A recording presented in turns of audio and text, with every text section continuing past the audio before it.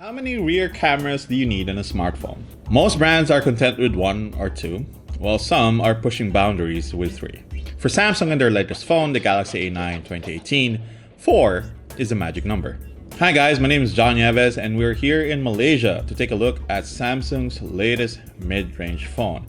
Now, each camera in the Galaxy A9 has a specific purpose. Samsung wants to give consumers the ability to take beautiful zoom shots, wide-angle photos, and conventional stills all in one camera. This crazy quad camera setup has made its way to the A series line first, thanks to Samsung's focus on putting new features on mid-range devices before it hits the flagship line.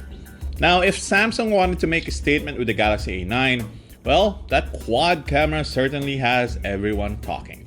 The Galaxy A9 is the world's first smartphone to have that many rear cameras, and as we mentioned earlier, each has its own distinct function.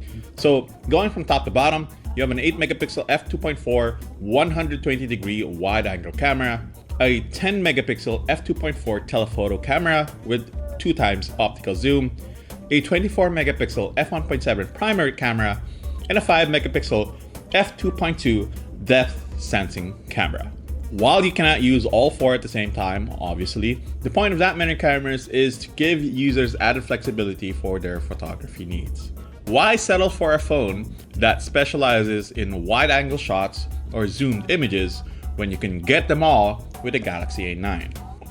That many cameras make the rear of the phone look real busy though, down to the point of absurdity. There certainly should have been a way to remove the depth sensor and pass its function to either the wide or optical zoom sensor, since that is what the company essentially did for the Galaxy Note 9 and S9 Plus. Like the Galaxy A7, the Galaxy A9 has a glass back. The main difference here though is the A9 also has a metal frame and a 3D curve at the edge of that glass back, giving the phone an extra premium feel.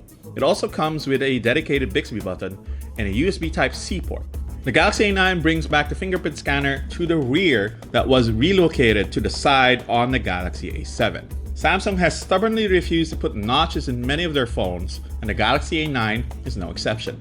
You get slim top and bottom bezels that sandwich the 6.3-inch Full HD Plus Super AMOLED display. Above that display is a 24 megapixel f2.0 camera for selfies. Instead of Samsung's homegrown Exynos chipset, the company has decided to go with Qualcomm's Snapdragon 660 processor, with the Philippine version sporting 6GB of RAM and 128GB of internal storage. While the Galaxy A7 is a mid-range contender, Samsung's pricing for the Galaxy A9 places it at flagship territory. At $32,990, the phone will be difficult to swallow for people who don't believe in Samsung's quad camera ambitions.